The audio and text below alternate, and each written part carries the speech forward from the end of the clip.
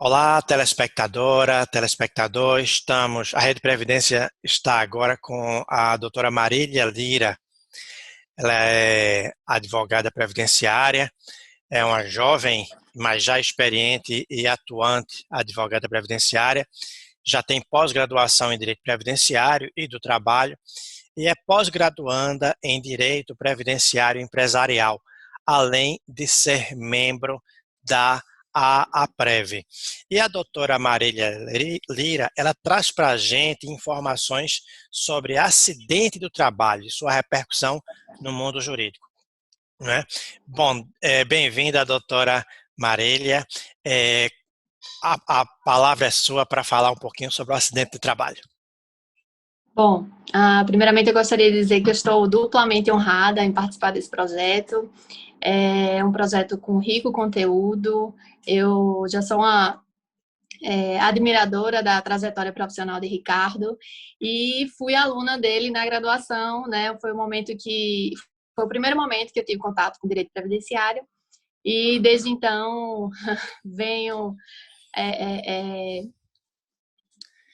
sendo grande estudiosa da matéria e curiosa também, gosto bastante de tratar sobre isso. É engraçado que direito previdenciário as pessoas não gostam, mas depois que começam a estudar se apaixonam, né?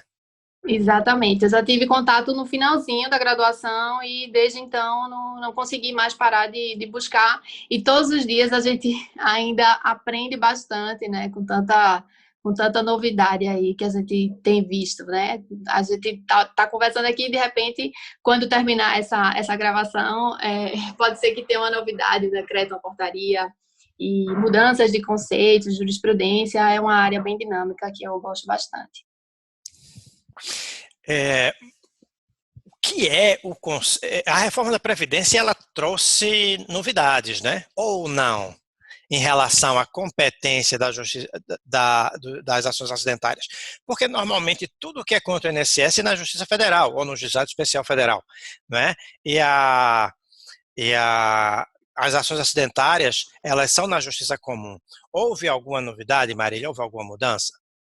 Então, apesar de a reforma ter trazido mudanças polêmicas significativas, né, em relação aos benefícios, a competência da justiça ordinária para tratar das matérias acidentárias não foi modificada, né? Chegou a ser debatido, mas no final as coisas ficaram mantidas da forma como eram antes.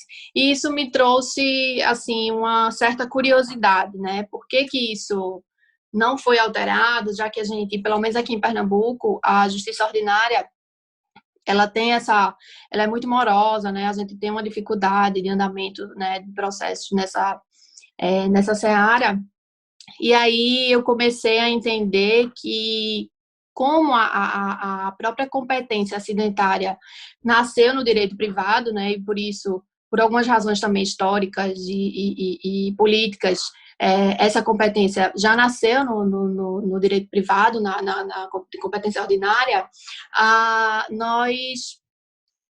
eu entendi que quando a gente começa a ler, esmiuçar mesmo a emenda 103, há uma tendência desse e de outros governos em privatizar os benefícios não programados, né? Não só no âmbito do regime geral, mas também no âmbito do regime próprio. Então, eu acredito que isso é uma curiosidade que é pouco debatida, Ricardo, mas que está disposto no artigo 201 da Constituição, no parágrafo 10. E aí, o que é que diz lá? É que deixa eu até ler aqui para vocês. Lei disciplinará a cobertura do risco de acidente de trabalho a ser atendida concorrentemente pelo regime geral social e pelo setor privado, né?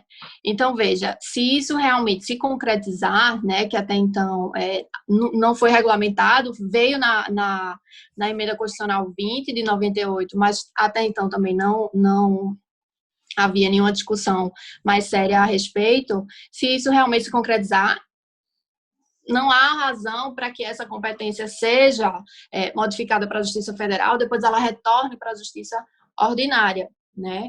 E um aspecto interessante do acidente do trabalho é que muitas vezes até a Justiça do Trabalho entra nessa discussão, né? Muitas vezes o empregado não usufruiu de benefício acidentário e ele consegue essa caracterização na Justiça do Trabalho, né? Existe pelo menos a meu ver, existe aí uma certa invasão de competência nesse sentido, já que é indiscutível a pluralidade subjetiva do interesse dessa caracterização, né? Na Justiça do Trabalho, o INSS, por óbvio, não participa da LIDE. Já na Justiça Ordinária, não há nenhum impedimento para a empresa participar da LIDE juntamente com o empregado, e o INSS e a autarquia, né? Talvez na qualidade de litisconsorte passiva aí. E porque o quê? As consequências dessa caracterização atingem a autarquia previdenciária, atingem a empresa e atingem o empregado, né? Então, também não houve nenhuma inclinação no sentido de trazer essa competência para a Justiça do Trabalho, por exemplo, né? Já que o INSS é interessado também nessa caracterização. Então, por essa razão, a gente acaba concluindo que essa competência, né, foi mantida, entre outras razões, por essa possibilidade de privatização dos benefícios não programados e, de certa forma, porque há ali o interesse empresarial, o interesse da autarquia, o interesse do próprio empregado, né, diante das consequências da caracterização do acidente de trabalho. Você que está assistindo vê que Marília é uma advogada muito estudiosa. Sempre foi, né? Esse foi o meu contato também no tempo de faculdade. E aí, doutora Marília Lira, eu queria perguntar mais o seguinte. Para o nosso campo previdenciário, como é possível identificar a questão, o que é o acidente de trabalho? E eu vou aproveitar e já antecipar uma segunda questão. As ações regressivas, não é? Qual a capacidade, qual a potencialidade? Eu sei que isso é campo dos seus estudos também. E dá uma aulinha para a gente sobre esse tema também, por favor. Então, Ricardo, as ações regressivas têm ganhado destaque, né, nesse cenário de caracterização de acidente, de culpa da empresa, de nexos e nexos causais. E é interessante essa pergunta, vou até começar respondendo pelo segundo questionamento, porque o TST, o Tribunal do Trabalho, quando facultou aos desembargadores dos tribunais do trabalho brasileiros a enviar um relatório anual com a relação das empresas que foram condenadas de alguma forma por culpa em relação aos acidentes do trabalho. E aí, a intenção do envio desses relatórios é justamente a proposição pela Procuradoria de ações regressivas contra essas empresas, né? E essa recomendação do TST, ela existe desde 2011, né, no sentido de enviar relatórios desses processos em que houve culpa, né, da empresa na caracterização do acidente. E por essa razão, né, como o INSS não participa da lide trabalhista, isso nos traz a conclusão, né, também, né, aliado a outras questões que precisam ser debatidas, de que a competência para essa caracterização não pode jamais ser delegada à Justiça do Trabalho, mas ela deve, assim como está nessa linha de manutenção da Constituição nesse sentido, ser mantida na Justiça Ordinária, né?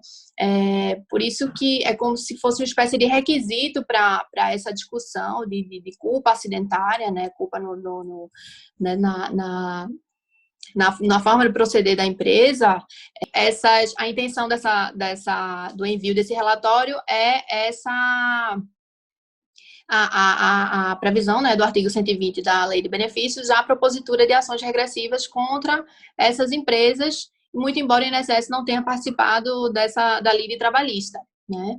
E em relação ao teu primeiro questionamento, Ricardo, existe um manual de acidente do trabalho, né, que os médicos peritos federais eles seguem, que classificam as doenças do trabalho, em 3 tipos, né? É a escala, é a classificação de Tilling que a gente fala.